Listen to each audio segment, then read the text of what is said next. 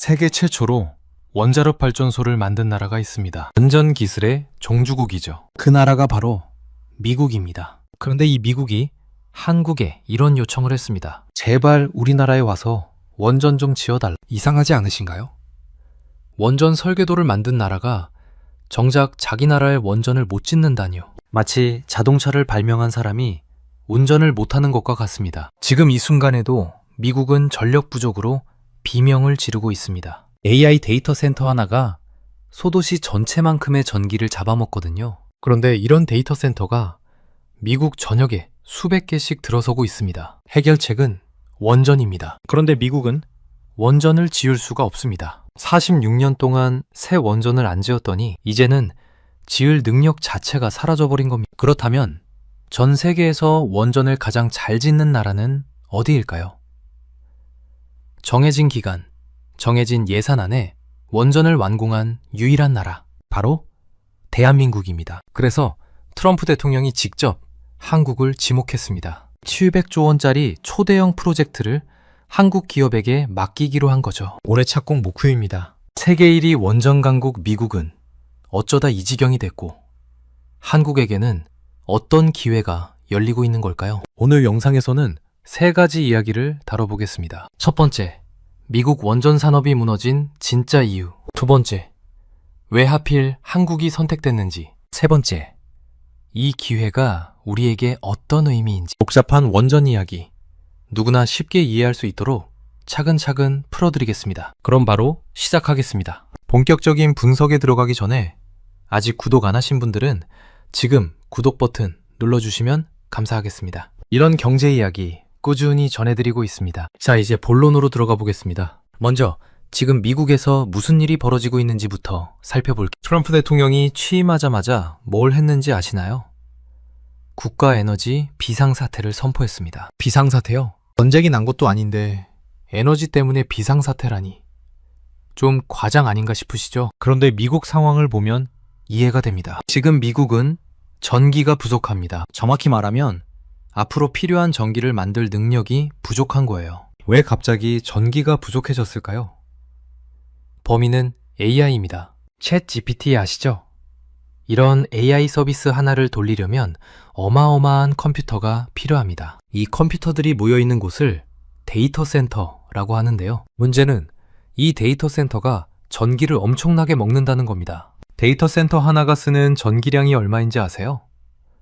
인구 8만 명짜리 소도시 전체가 쓰는 전기량과 맞먹습니다. 그런데 이런 데이터 센터가 미국 전역에 수백 개씩 지어지고 있어요. 구글, 마이크로소프트, 아마존, 메타 같은 빅테크 기업들이 앞다퉈 AI 데이터 센터를 짓고 있거든요. 여기에 전기차까지 더해집니다. 테슬라를 비롯한 전기차가 늘어날수록 충전에 필요한 전기도 폭발적으로 증가하죠. 반도체 공장도 마찬가지입니다. 트럼프 정부가 반도체를 미국에서 만들겠다고 했잖아요. TSMC, 삼성, 인텔 같은 반도체 공장들이 미국에 들어서고 있는데 이 공장들도 24시간 쉬지 않고 전기를 씁니다. AI, 전기차, 반도체, 이 세 가지가 동시에 전기를 달라고 아우성치는 상황인 거예요. 그러면 발전소를 더 지으면 되지 않느냐?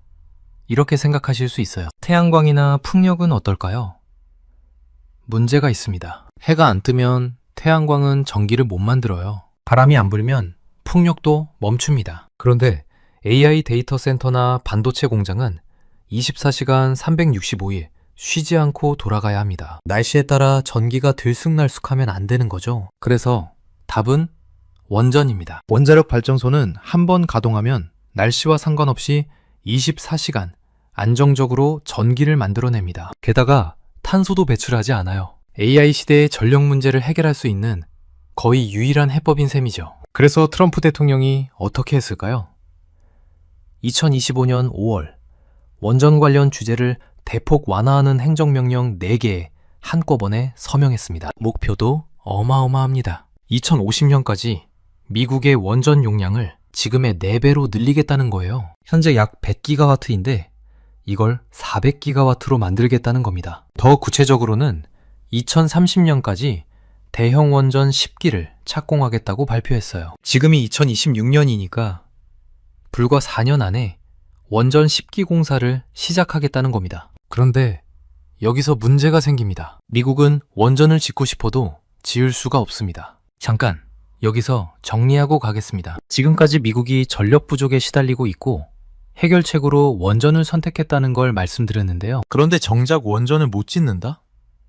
이게 무슨 말인지 지금부터 설명드릴게요. 숫자를 한번 볼까요? 미국이 마지막으로 새 원전 건설을 시작한 게 언제인지 아세요? 1996년입니다. 지금으로부터 거의 30년 전이에요. 그리고 그 원전이 실제로 완공된 건 2023년입니다. 조지아주의 보글원전 3, 4호기인데요. 이 원전 짓는데 얼마나 걸렸는지 아세요? 원래 계획은 7년이었습니다. 그런데 실제로는 무려 14년이 걸렸어요. 2배나 늦어진 거죠. 비용은 어땠을까요? 처음 예산은 140억 달러, 우리 돈으로 약 20조 원이었습니다. 그런데 최종 비용은 350억 달러, 약 50조 원이 들었어요. 예산의 2.5배가 넘게 든 거예요. 원전 2기 짓는데 50조 원이요? 기간은 2배, 비용도 2배 반. 이게 지금 미국의 원전 건설 실력입니다. 왜 이렇게 됐을까요? 미국이 원래 이렇게 원전을 못 지었던 나라가 아니거든요. 1970년대만 해도 미국은 전 세계 원전 산업의 절대 강자였습니다. 그때 미국에서는 129기의 원전 건설이 동시에 승인되어 있었어요. 그런데 1979년 3월 28일 역사를 바꾼 사건이 터집니다. 펜실베이니아주 스리마일선 원전 사고입니다. 새벽 4시 원전 2호기에서 냉각수 공급 장치에 문제가 생겼습니다. 운전원들이 상황을 제대로 파악하지 못했고 결국 원자로 노심의 절반 이상이 녹아내렸어요. 다행히 방사능 유출은 크지 않았고 인명피해도 없었지만 미국인들의 마음속에는 깊은 공포가 새겨졌습니다. 지미 카터 대통령은 사고 현장을 방문한 뒤 이렇게 선언합니다. 미국은 더 이상 새 원전을 짓지 않는다. 그 순간 승인되어 있던 129기의 원전 건설 계획 중 76기가 휴지통으로 들어갔습니다. 이미 짓고 있던 53기만 겨우 완공됐고 나머지는 전부 취소된 거예요. 그리고 이 상태가 46년 동안 계속됐습니다. 46년이요. 거의 반세기 동안 미국에서는 새 원전이 단 한 기도 착공되지 않았습니다. 46년이면 어떤 일이 벌어질까요? 원전을 지을 줄 아는 사람들이 전부 은퇴하거나 세상을 떠납니다. 부품을 만들던 공장들이 문을 닫습니다. 기술을 가르치는 학교와 훈련 프로그램이 사라집니다. 이걸 비유하자면 이렇습니다. 46년 동안 빵을 안 구웠던 빵집을 상상해보세요. 제빵사는 다 떠나고 오븐은 녹이 슬고 레시피만 금고에 남아있는 상태입니다. 갑자기 빵을 굽고 싶어도 굽질 못해요. 기술이 끊겨버린 거예요. 미국 원전 산업이 딱 이 상태입니다. 설계도는 있어요. 웨스팅하우스라는 회사가 세계 최고 수준의 원전 설계 기술을 갖고 있거든요. 그런데 정작 그 설계도대로 원전을 지을 사람이 없는 겁니다. 여기까지가 미국 원전 산업이 무너진 상황입니다. 이제 왜 한국이 선택됐는지 살펴볼게요. 자, 이제 본격적으로 원인을 파헤쳐 보겠습니다. 미국이 한국의 원전 건설을 부탁할 수밖에 없었던 이유, 크게 4가지로 정리할 수 있습니다. 첫 번째 원인은 방금 말씀드린 스리마일섬 트라우마입니다. 1979년 사고 이후 미국에서는 원전에 대한 공포가 뿌리 깊게 자리 잡았어요.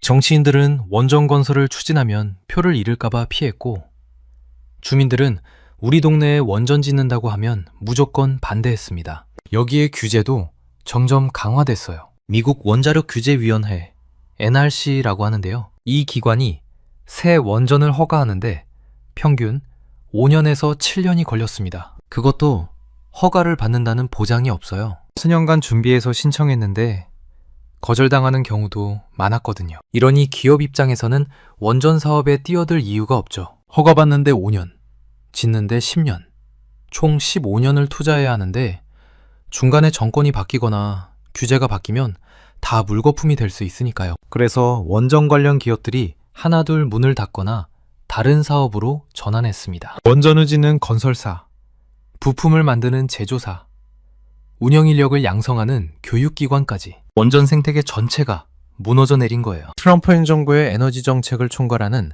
더그 버검 내무장관은 이렇게 말했습니다. 오늘의 조치는 원전 산업에 대한 50년 이상의 과도한 규제 시계를 되돌릴 것이다. 50년간의 규제가 미국 원전 산업을 망쳤다는 걸 미국 정부 스스로 인정한 거예요. 두 번째 원인은 AI로 인한 전력 수요 폭발입니다. 아까 AI 데이터 센터 이야기를 했는데요. 좀 더 구체적으로 설명드릴게요. 챗 GPT 같은 AI에게 질문 한번 하면 어떤 일이 벌어지는지 아세요? 수천 대의 컴퓨터가 동시에 연산을 돌립니다. 이 컴퓨터들이 열을 엄청나게 내뿜어요. 그래서 시키려면 냉방 시스템도 24시간 돌아가야 합니다.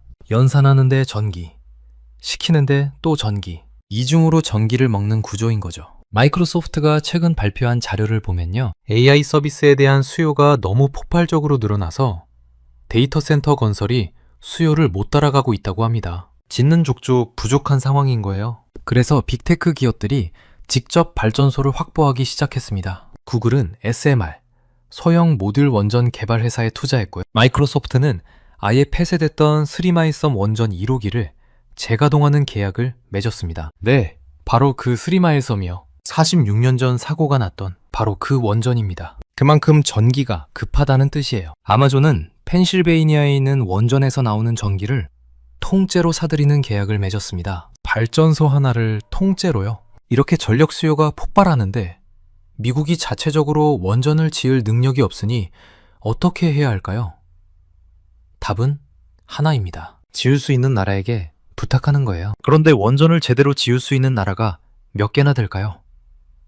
러시아와 중국은 기술은 있지만 지정학적으로 미국의 적이에요. 절대 맡길 수 없죠. 프랑스는 원전 강국이지만 최근 자국 원전 건설도 예산 초과와 지연으로 골머리를 앓고 있습니다. 세 번째 원인, 바로 한국의 압도적인 시공 능력입니다. 전 세계에서 원전을 정해진 기간 안에, 정해진 예산 안에 완공한 나라가 딱 하나 있습니다. 바로 한국이에요. 2009년 한국은 아랍에미리트 바라카 원전 4기를 수주했습니다. 당시 경쟁자는 프랑스와 미국의 연합팀, 일본팀이었어요. 그런데 한국이 이겼습니다. 원전 업계에는 유명한 표현이 있습니다. On time, on budget. 정해진 시간에, 정해진 예산에 맞춰 완공한다는 뜻이에요. 원전 건설에서 이게 왜 중요하냐면요. 원전은 공사 기간이 길어요. 보통 7년에서 10년이 걸립니다. 그 사이에 자재값이 오르고 인건비가 오르고 환율이 바뀌고 규제가 바뀝니다. 그래서 전 세계 원전 건설 프로젝트의 대부분이 예산을 초과하고 기간도 늦어져요. 그런데 한국이 바라카 원전을 지을 때는 달랐습니다. 1호기는 예정보다 빨리 완공됐고 4기 모두 계획대로 차례차례 가동에 들어갔습니다. 전 세계 원전 건설사 중 이런 실적을 가진 곳은 한국밖에 없어요. 왜 한국만 이게 가능할까요? 한국은 1970년대부터 원전을 지어왔습니다. 고리 1호기부터 시작해서 지금까지 25기 이상의 원전을 운영하고 있어요. 그 과정에서 설계, 시공, 부품 제조, 운영까지 전 과정의 노하우가 쌓였습니다. 특히 중요한 건 공급망이에요. 원전 하나를 짓는데 부품이 수만 개가 들어갑니다. 이 부품들을 적시에 품질 좋게 공급할 수 있는 협력업체들이 촘촘하게 연결되어 있어야 해요. 한국에는 이런 공급망이 완성되어 있습니다. 미국 에너지부 관계자가 한국에 이런 말을 했다고 합니다. 미국은 조선업처럼 원전 제조 기반이 무너졌다. 한국과의 협력 없이는 원전 확대 목표를 달성할 수 없다. 조선업 이야기가 나왔는데요. 미국 조선업이 어떻게 됐는지 아시죠? 한때 세계 1위였는데 지금은 군함 몇 척 만드는 것도 버거운 상황이에요. 원전도 같은 길을 걸은 겁니다. 네 번째 원인은 웨스팅하우스의 펠리스화입니다. 패블리스라는 말 들어보셨나요?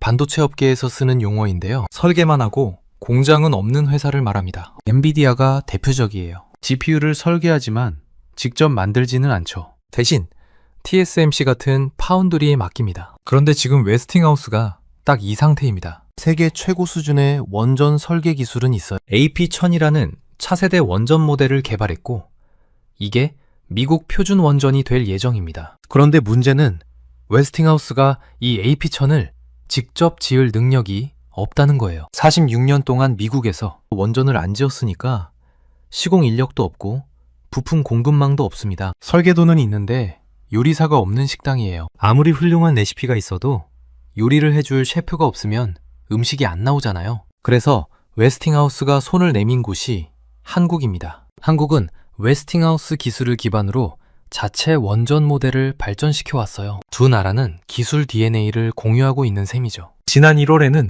한수원과 웨스팅하우스가 오랜 지식재산권 분쟁을 해결하고 협력 관계로 전환했습니다. 이제 한국 기업들이 미국 내 원전 건설에 본격적으로 참여할 수 있는 길이 열린 거예요. 여기까지 4가지 원인을 살펴봤습니다. 정리하면 스리마일 섬 트라우마로 46년간 원전 건설이 중단됐고 AI 때문에 전력 수요는 폭발하는데 미국은 지을 능력이 없고 웨스팅하우스는 설계만 있고 시공은 못하는 상황. 이 4가지가 맞물리면서 한국이 유일한 해법으로 떠오른 겁니다. 그러면 지금 실제로 어떤 프로젝트가 진행되고 있는지 볼까요? 가장 큰 프로젝트는 텍사스 아마릴로에 들어서는 하이퍼그리드 캠퍼스입니다.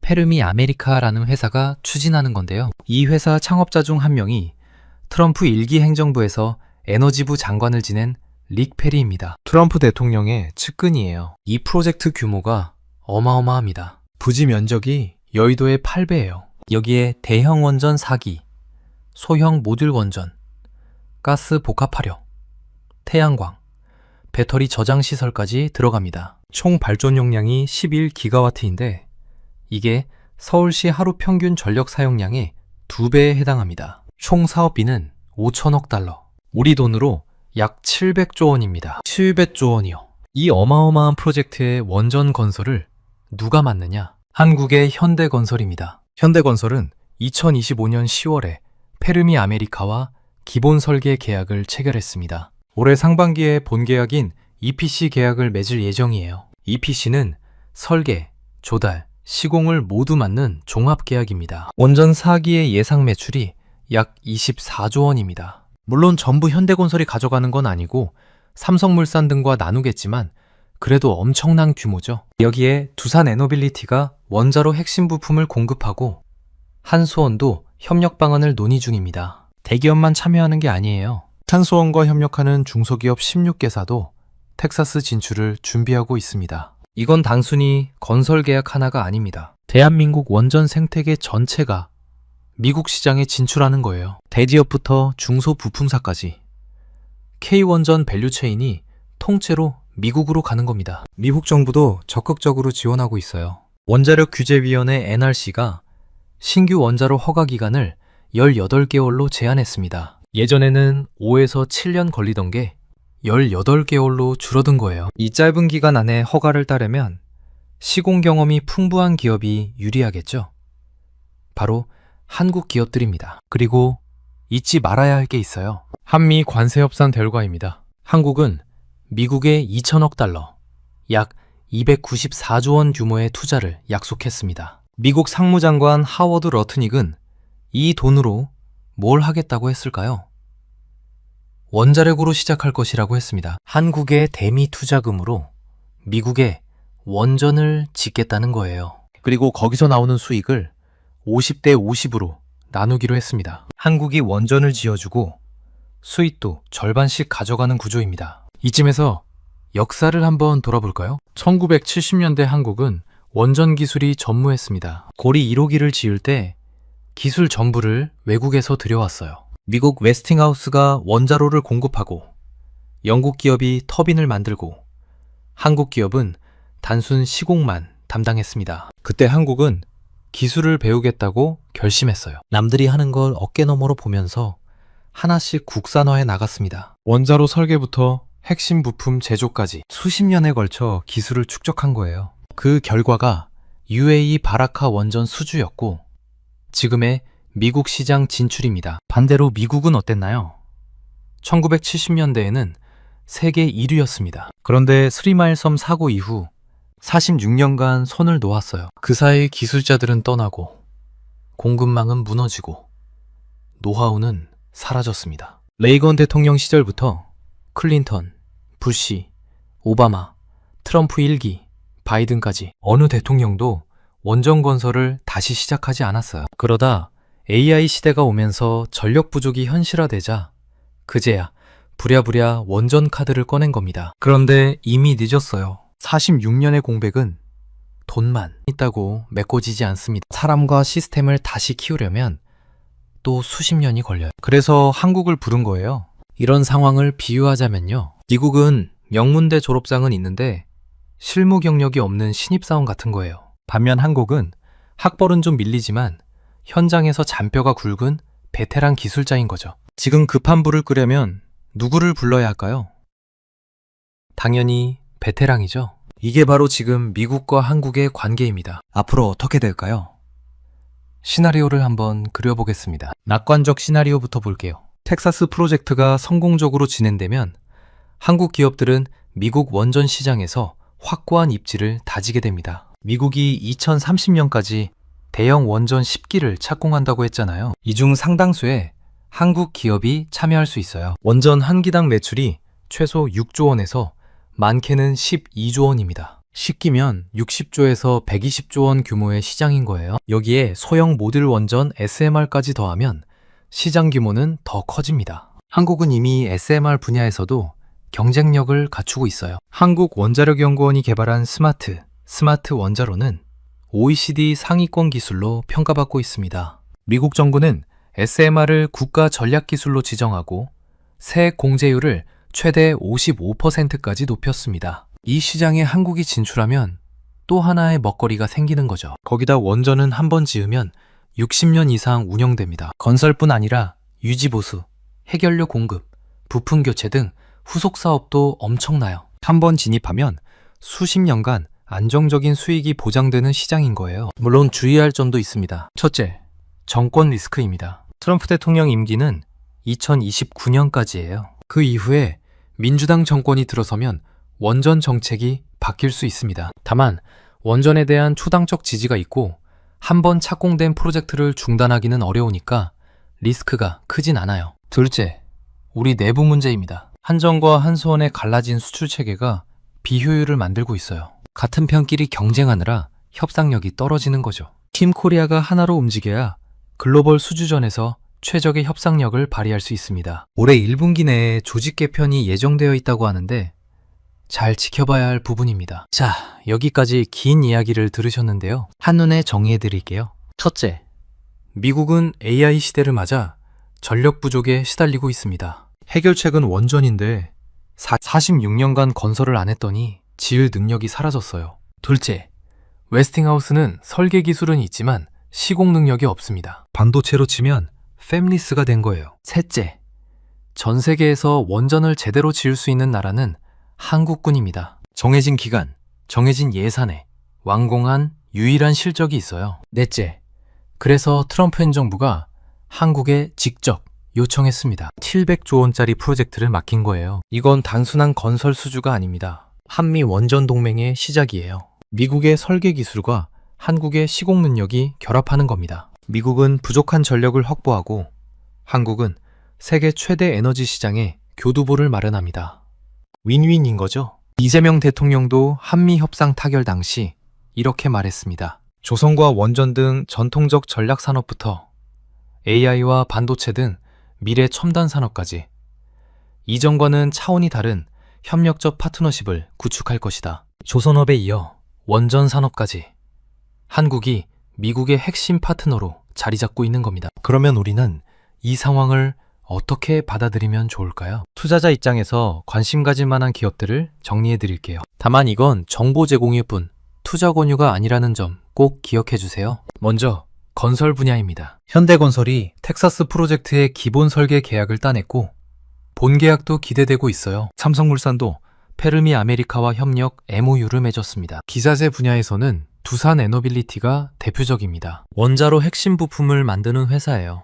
웨스팅하우스의 AP1000원전에 부품을 공급하고 빌 게이츠의 SMR 회사 테라파워에도 부품을 납품하기로 했습니다. 한국전력도 주목할 만합니다. 최근 52주 신고가를 경신했어요. 시장이 원전을 단순한 테마가 아니라 성장 동력으로 인식하기 시작했다는 신호입니다. SMR 관련해서는 HD 현대, 삼성중공업 같은 조선사들도 관심을 가져볼 만해요. 해상 원전이라는 새로운 시장이 열리고 있거든요. 바다 위에 띄우는 원전인데 조선 기술과 원전 기술이 결합되는 분야입니다. 중소기업들도 있어요. 원전 밸브, 펌프, 계측 장비 같은 부품을 만드는 회사들인데 이번에 한수원과 함께 16개 업체가 텍사스 진출을 준비하고 있습니다. 마지막으로 우리 국민 입장에서 생각해 볼 점이 있어요. 한국 국민 10명 중 9명이 원전 건설에 찬성합니다. 특히 20대는 96%가 찬성해요. 예전에는 원전이 이념 논쟁의 대상이었는데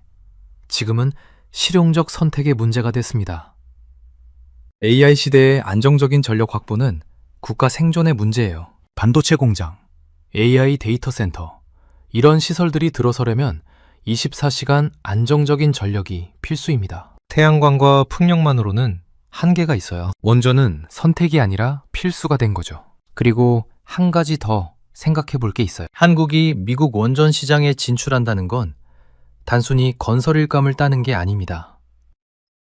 에너지 안보 동맹을 맺는 거예요. 지금 세계는 에너지를 둘러싼 새로운 질서가 만들어지고 있습니다. 러시아는 천연가스로, 중국은 히토리로, 중동은 석유로 영향력을 행사하죠. 이 판에서 원전 기술을 가진 나라는 강력한 협상 카드를 쥐게 됩니다. 한국은 이제 그 카드를 손에 쥐었어요. 미국이라는 세계 최대 에너지 시장에 진출하면서 동시에 에너지 동맹국으로서의 위상을 높이는 거예요. 앞으로 몇 년이 정말 중요합니다. 올해 현대건설이 텍사스 원전 본계약을 체결하고 착공에 들어갈 예정이에요. 2032년에는 첫 원자로가 가동됩니다. 2030년까지 미국은 대형 원전 10기를 착공한다고 했습니다. 이 중 얼마나 많은 프로젝트에 한국 기업이 참여하느냐가 향후 수십 년간의 먹거리를 결정할 거예요. SMR 시장도 열리고 있습니다. 미국 정부가 올해 7월까지 파일럿 SMR 3기를 가동하겠다고 했어요. 9억 달러의 자금을 지원하고요. 이 시장에서도 한국이 선점할 수 있을지 주목됩니다. 지금 이 순간에도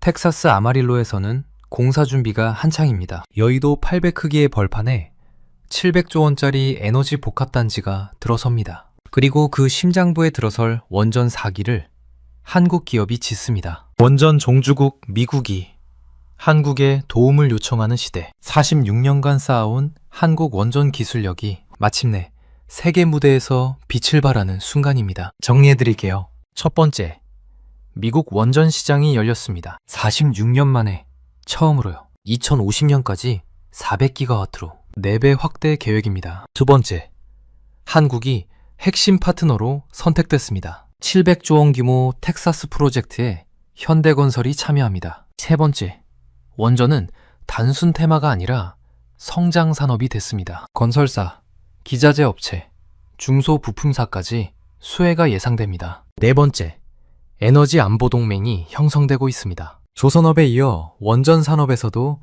한미 협력이 깊어지고 있어요. K-팝, K-드라마, K-뷰티, 다음은 K-원전입니다. 한국이 만든 원전이 미국 전역의 AI 데이터 센터에 전기를 공급하는 날이 올 겁니다. 그리고 그 시작이 바로 지금 2026년입니다. 여러분은 한국 원전 산업의 미래를 어떻게 보시나요?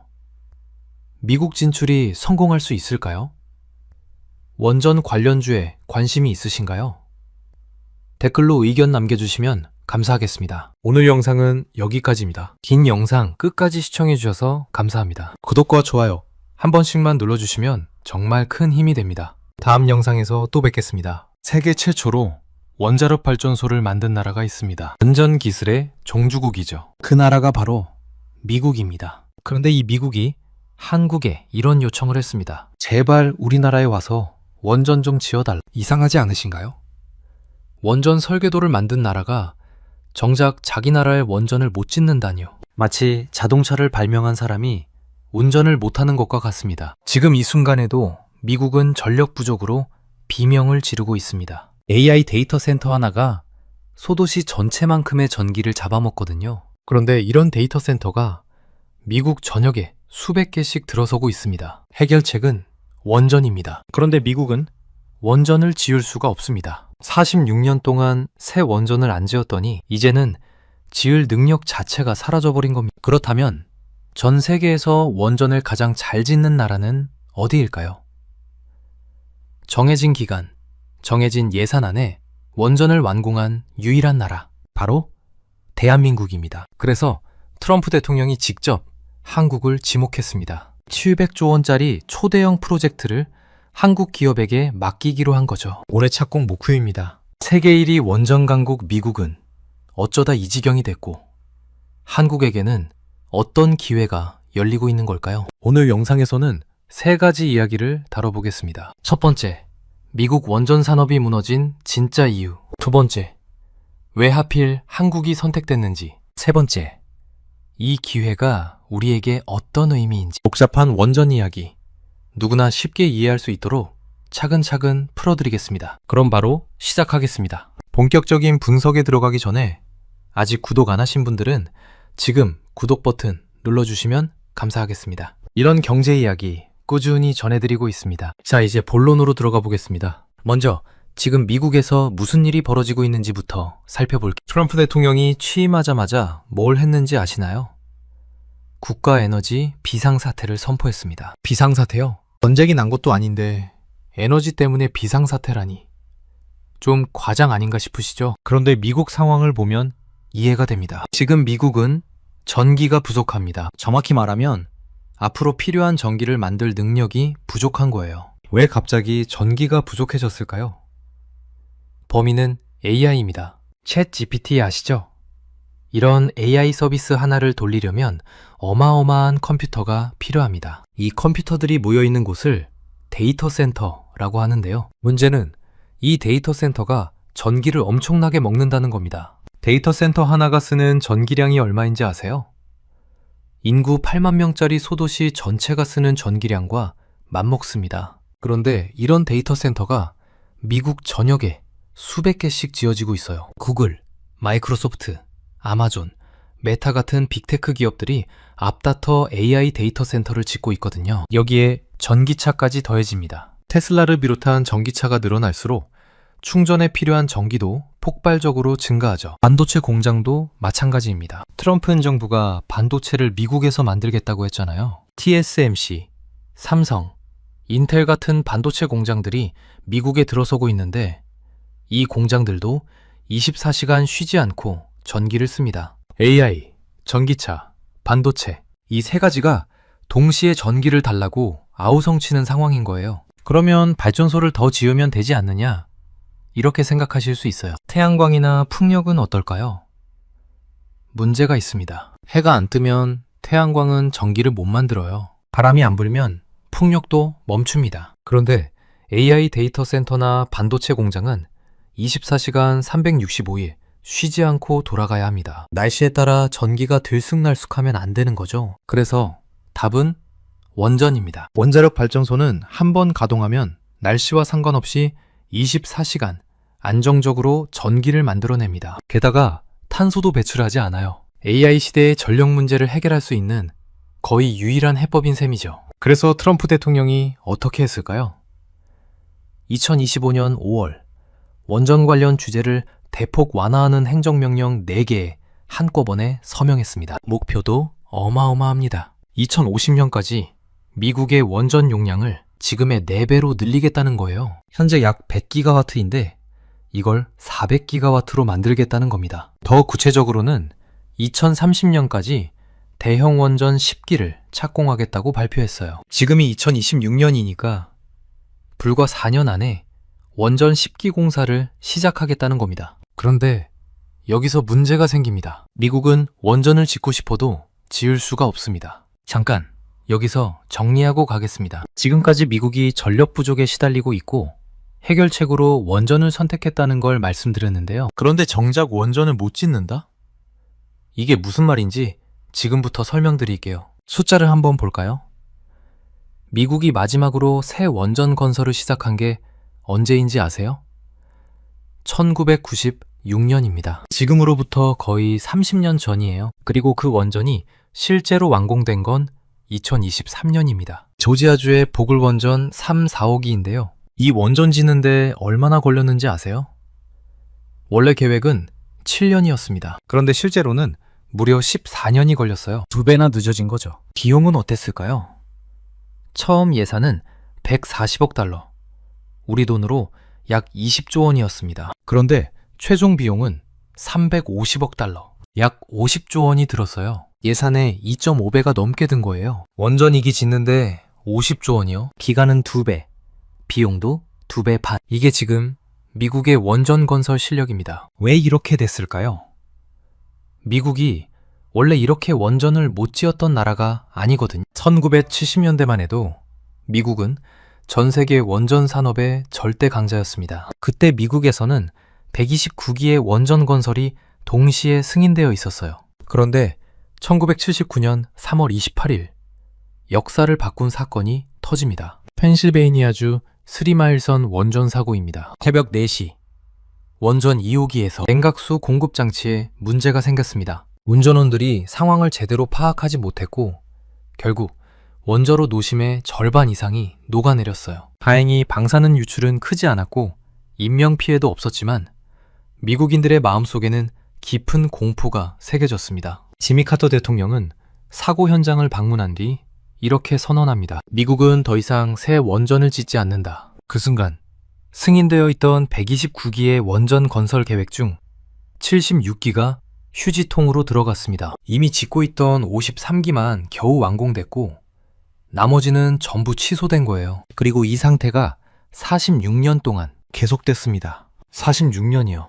거의 반세기 동안 미국에서는 새 원전이 단 한 기도 착공되지 않았습니다. 46년이면 어떤 일이 벌어질까요? 원전을 지을 줄 아는 사람들이 전부 은퇴하거나 세상을 떠납니다. 부품을 만들던 공장들이 문을 닫습니다. 기술을 가르치는 학교와 훈련 프로그램이 사라집니다. 이걸 비유하자면 이렇습니다. 46년 동안 빵을 안 구웠던 빵집을 상상해보세요. 제빵사는 다 떠나고 오븐은 녹이 슬고 레시피만 금고에 남아있는 상태입니다. 갑자기 빵을 굽고 싶어도 굽질 못해요. 기술이 끊겨버린 거예요. 미국 원전 산업이 딱 이 상태입니다. 설계도는 있어요. 웨스팅하우스라는 회사가 세계 최고 수준의 원전 설계 기술을 갖고 있거든요. 그런데 정작 그 설계도대로 원전을 지을 사람이 없는 겁니다. 여기까지가 미국 원전 산업이 무너진 상황입니다. 이제 왜 한국이 선택됐는지 살펴볼게요. 자, 이제 본격적으로 원인을 파헤쳐 보겠습니다. 미국이 한국의 원전 건설을 부탁할 수밖에 없었던 이유. 크게 4가지로 정리할 수 있습니다. 첫 번째 원인은 방금 말씀드린 스리마일섬 트라우마입니다. 1979년 사고 이후 미국에서는 원전에 대한 공포가 뿌리 깊게 자리 잡았어요. 정치인들은 원전 건설을 추진하면 표를 잃을까봐 피했고 주민들은 우리 동네에 원전 짓는다고 하면 무조건 반대했습니다. 여기에 규제도 점점 강화됐어요. 미국 원자력 규제위원회 NRC라고 하는데요. 이 기관이 새 원전을 허가하는데 평균 5년에서 7년이 걸렸습니다. 그것도 허가를 받는다는 보장이 없어요. 수년간 준비해서 신청했는데 거절당하는 경우도 많았거든요. 이러니 기업 입장에서는 원전 사업에 뛰어들 이유가 없죠. 허가받는데 5년, 짓는데 10년, 총 15년을 투자해야 하는데 중간에 정권이 바뀌거나 규제가 바뀌면 다 물거품이 될 수 있으니까요. 그래서 원전 관련 기업들이 하나둘 문을 닫거나 다른 사업으로 전환했습니다. 원전을 짓는 건설사, 부품을 만드는 제조사, 운영 인력을 양성하는 교육기관까지 원전 생태계 전체가 무너져 내린 거예요. 트럼프 행정부의 에너지 정책을 총괄하는 더그 버검 내무장관은 이렇게 말했습니다. 오늘의 조치는 원전 산업에 대한 50년 이상의 과도한 규제 시계를 되돌릴 것이다. 50년간의 규제가 미국 원전 산업을 망쳤다는 걸 미국 정부 스스로 인정한 거예요.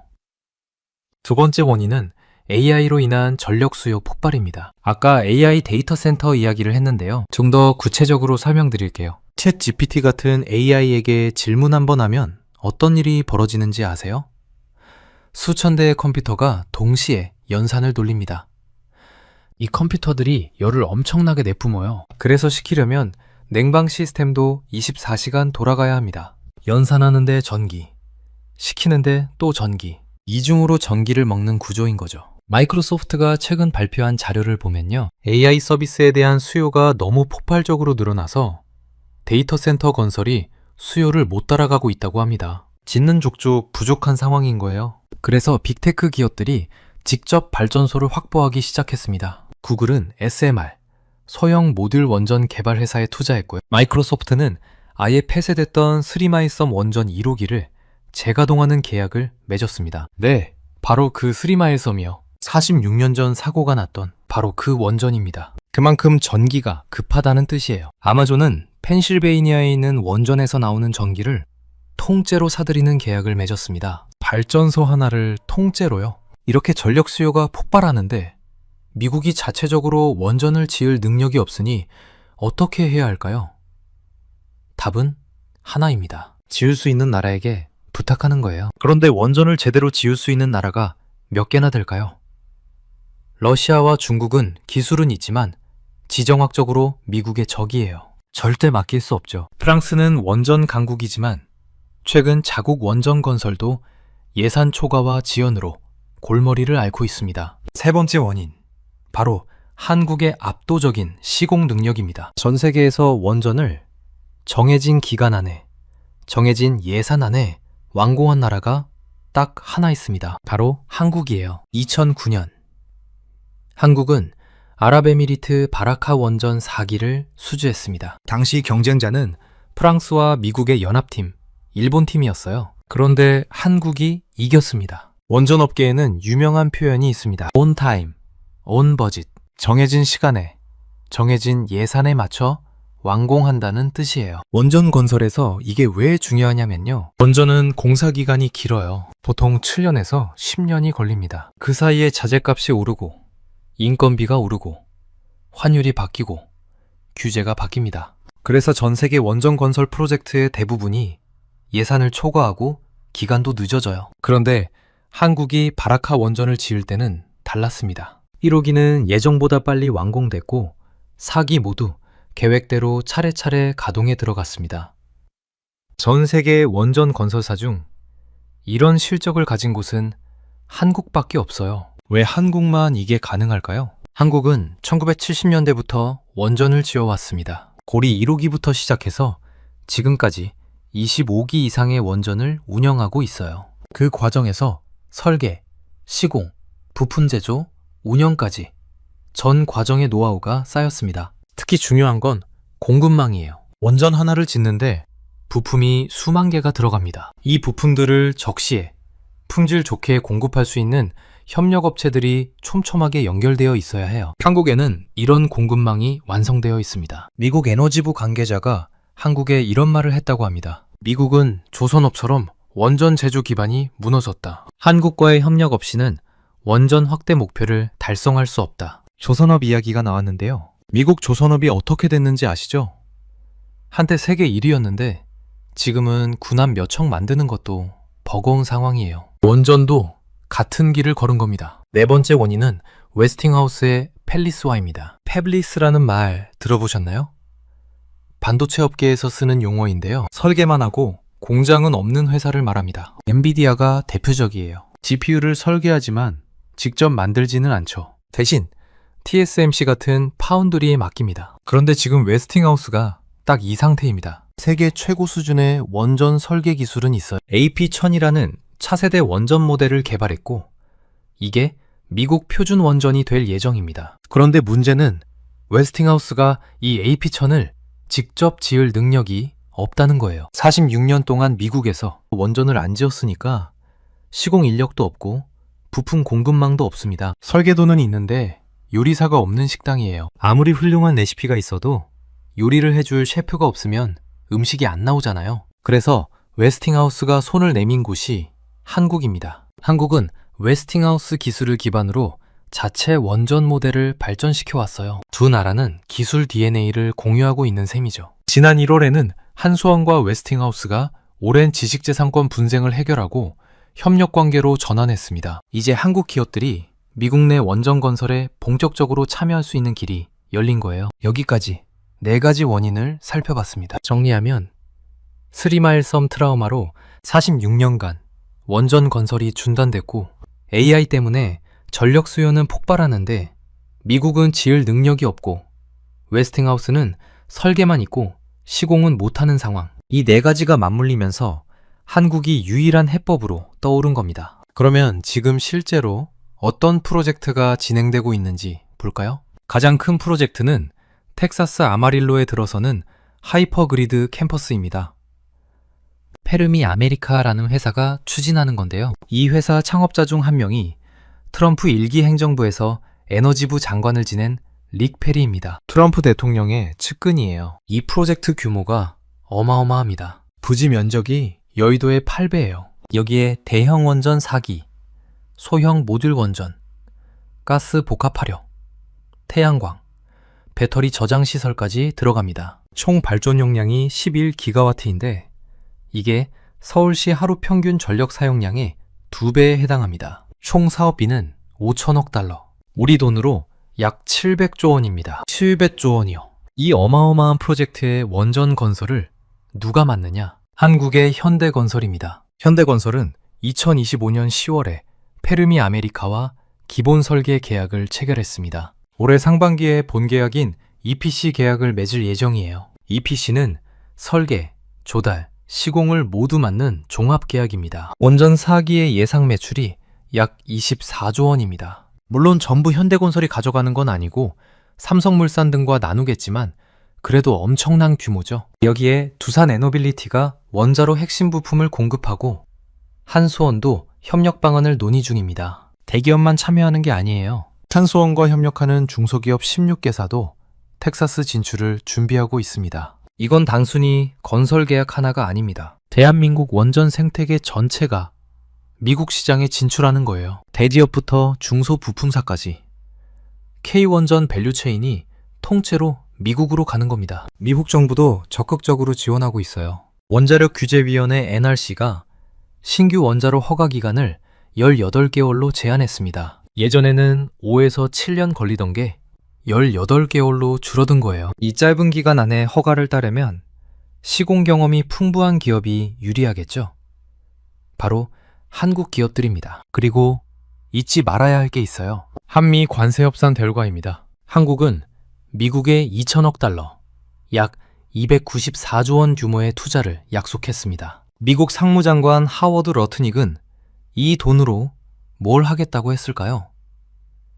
원자력으로 시작할 것이라고 했습니다. 한국의 대미 투자금으로 미국에 원전을 짓겠다는 거예요. 그리고 거기서 나오는 수익을 50대 50으로 나누기로 했습니다. 한국이 원전을 지어주고 수익도 절반씩 가져가는 구조입니다. 이쯤에서 역사를 한번 돌아볼까요? 1970년대 한국은 원전 기술이 전무했습니다. 고리 1호기를 지을 때 기술 전부를 외국에서 들여왔어요. 미국 웨스팅하우스가 원자로를 공급하고 영국 기업이 터빈을 만들고 한국 기업은 단순 시공만 담당했습니다. 그때 한국은 기술을 배우겠다고 결심했어요. 남들이 하는 걸 어깨너머로 보면서 하나씩 국산화해 나갔습니다. 원자로 설계부터 핵심 부품 제조까지 수십 년에 걸쳐 기술을 축적한 거예요. 그 결과가 UAE 바라카 원전 수주였고 지금의 미국 시장 진출입니다. 반대로 미국은 어땠나요? 1970년대에는 세계 1위였습니다. 그런데 스리마일 섬 사고 이후 46년간 손을 놓았어요. 그 사이 기술자들은 떠나고 공급망은 무너지고 노하우는 사라졌습니다. 레이건 대통령 시절부터 클린턴, 부시, 오바마, 트럼프 1기, 바이든까지 어느 대통령도 원전 건설을 다시 시작하지 않았어요. 그러다 AI 시대가 오면서 전력 부족이 현실화되자 그제야 부랴부랴 원전 카드를 꺼낸 겁니다. 그런데 이미 늦었어요. 46년의 공백은 돈만 있다고 메꿔지지 않습니다. 사람과 시스템을 다시 키우려면 또 수십 년이 걸려요. 그래서 한국을 부른 거예요. 이런 상황을 비유하자면요. 미국은 명문대 졸업장은 있는데 실무 경력이 없는 신입사원 같은 거예요. 반면 한국은 학벌은 좀 밀리지만 현장에서 잔뼈가 굵은 베테랑 기술자인 거죠. 지금 급한 불을 끄려면 누구를 불러야 할까요? 당연히 베테랑이죠. 이게 바로 지금 미국과 한국의 관계입니다. 앞으로 어떻게 될까요?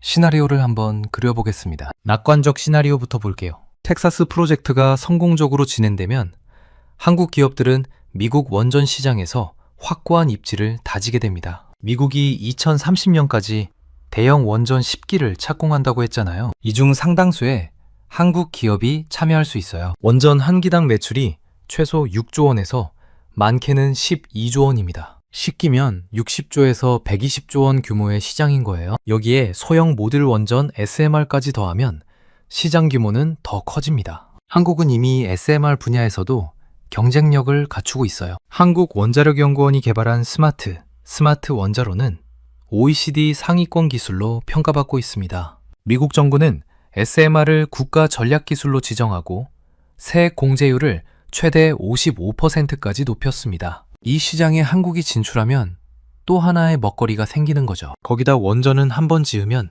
60년 이상 운영됩니다. 건설뿐 아니라 유지보수, 해결료 공급, 부품 교체 등 후속 사업도 엄청나요. 한 번 진입하면 수십 년간 안정적인 수익이 보장되는 시장인 거예요. 물론 주의할 점도 있습니다. 첫째, 정권 리스크입니다. 트럼프 대통령 임기는 2029년까지예요. 그 이후에 민주당 정권이 들어서면 원전 정책이 바뀔 수 있습니다. 다만 원전에 대한 초당적 지지가 있고 한 번 착공된 프로젝트를 중단하기는 어려우니까 리스크가 크진 않아요. 둘째, 우리 내부 문제입니다. 한전과 한수원의 갈라진 수출 체계가 비효율을 만들고 있어요. 같은 편끼리 경쟁하느라 협상력이 떨어지는 거죠. 팀 코리아가 하나로 움직여야 글로벌 수주전에서 최적의 협상력을 발휘할 수 있습니다. 올해 1분기 내에 조직 개편이 예정되어 있다고 하는데 잘 지켜봐야 할 부분입니다. 자, 여기까지 긴 이야기를 들으셨는데요. 한눈에 정리해드릴게요. 첫째,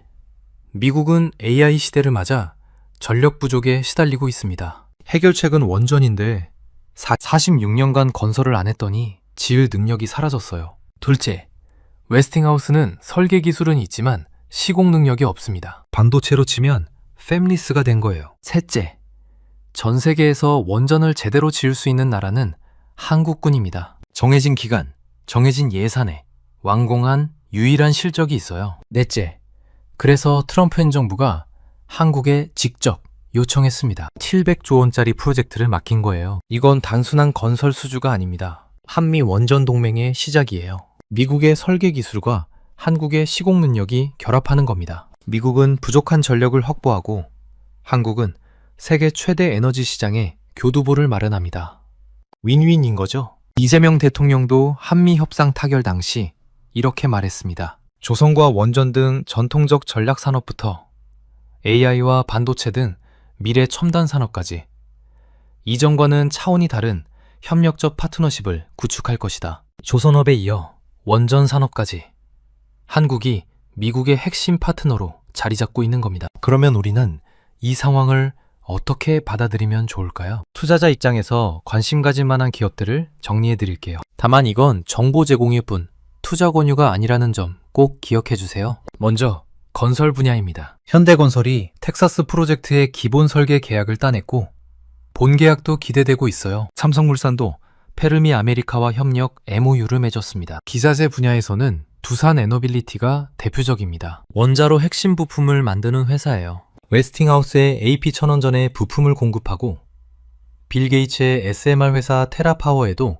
부품을 납품하기로 했습니다. 한국전력도 주목할 만합니다. 최근 52주 신고가를 경신했어요. 시장이 원전을 단순한 테마가 아니라 성장 동력으로 인식하기 시작했다는 신호입니다. SMR 관련해서는 HD 현대, 삼성중공업 같은 조선사들도 관심을 가져볼 만해요. 해상 원전이라는 새로운 시장이 열리고 있거든요. 바다 위에 띄우는 원전인데 조선 기술과 원전 기술이 결합되는 분야입니다. 중소기업들도 있어요. 원전 밸브, 펌프, 계측 장비 같은 부품을 만드는 회사들인데 이번에 한수원과 함께 16개 업체가 텍사스 진출을 준비하고 있습니다. 마지막으로 우리 국민 입장에서 생각해 볼 점이 있어요. 한국 국민 10명 중 9명이 원전 건설에 찬성합니다. 특히 20대는 96%가 찬성해요. 예전에는 원전이 이념 논쟁의 대상이었는데 지금은 실용적 선택의 문제가 됐습니다. AI 시대의 안정적인 전력 확보는 국가 생존의 문제예요. 반도체 공장, AI 데이터 센터, 이런 시설들이 들어서려면 24시간 안정적인 전력이 필수입니다. 태양광과 풍력만으로는 한계가 있어요. 원전은 선택이 아니라 필수가 된 거죠. 그리고 한 가지 더 생각해 볼 게 있어요. 한국이 미국 원전 시장에 진출한다는 건 단순히 건설 일감을 따는 게 아닙니다. 에너지 안보 동맹을 맺는 거예요. 지금 세계는 에너지를 둘러싼 새로운 질서가 만들어지고 있습니다. 러시아는 천연가스로, 중국은 히토리로, 중동은 석유로 영향력을 행사하죠. 이 판에서 원전 기술을 가진 나라는 강력한 협상 카드를 쥐게 됩니다. 한국은 이제 그 카드를 손에 쥐었어요. 미국이라는 세계 최대 에너지 시장에 진출하면서 동시에 에너지 동맹국으로서의 위상을 높이는 거예요. 앞으로 몇 년이 정말 중요합니다. 올해 현대건설이 텍사스 원전 본계약을 체결하고 착공에 들어갈 예정이에요. 2032년에는 첫 원자로가 가동됩니다. 2030년까지 미국은 대형 원전 10기를 착공한다고 했습니다. 이 중 얼마나 많은 프로젝트에 한국 기업이 참여하느냐가 향후 수십 년간의 먹거리를 결정할 거예요. SMR 시장도 열리고 있습니다. 미국 정부가 올해 7월까지 파일럿 SMR 3기를 가동하겠다고 했어요. 9억 달러의 자금을 지원하고요. 이 시장에서도 한국이 선점할 수 있을지 주목됩니다. 지금 이 순간에도 텍사스 아마릴로에서는 공사 준비가 한창입니다. 여의도 800크기의 벌판에 700조 원짜리 에너지 복합단지가 들어섭니다. 그리고 그 심장부에 들어설 원전 4기를 한국 기업이 짓습니다. 원전 종주국 미국이 한국에 도움을 요청하는 시대. 46년간 쌓아온 한국 원전 기술력이 마침내 세계 무대에서 빛을 발하는 순간입니다. 정리해드릴게요. 첫 번째, 미국 원전 시장이 열렸습니다. 46년 만에 처음으로요. 2050년까지 400기가와트로 4배 확대 계획입니다. 두 번째, 한국이 핵심 파트너로 선택됐습니다. 700조 원 규모 텍사스 프로젝트에 현대건설이 참여합니다. 세 번째, 원전은 단순 테마가 아니라 성장 산업이 됐습니다. 건설사, 기자재 업체, 중소부품사까지 수혜가 예상됩니다. 네 번째, 에너지 안보 동맹이 형성되고 있습니다. 조선업에 이어 원전 산업에서도 한미 협력이 깊어지고 있어요. K-팝, K-드라마, K-뷰티, 다음은 K-원전입니다. 한국이 만든 원전이 미국 전역의 AI 데이터 센터에 전기를 공급하는 날이 올 겁니다. 그리고 그 시작이 바로 지금 2026년입니다. 여러분은 한국 원전 산업의 미래를 어떻게 보시나요? 미국 진출이 성공할 수 있을까요? 원전 관련주에 관심이 있으신가요? 댓글로 의견 남겨주시면 감사하겠습니다. 오늘 영상은 여기까지입니다. 긴 영상 끝까지 시청해주셔서 감사합니다. 구독과 좋아요 한 번씩만 눌러주시면 정말 큰 힘이 됩니다. 다음 영상에서 또 뵙겠습니다.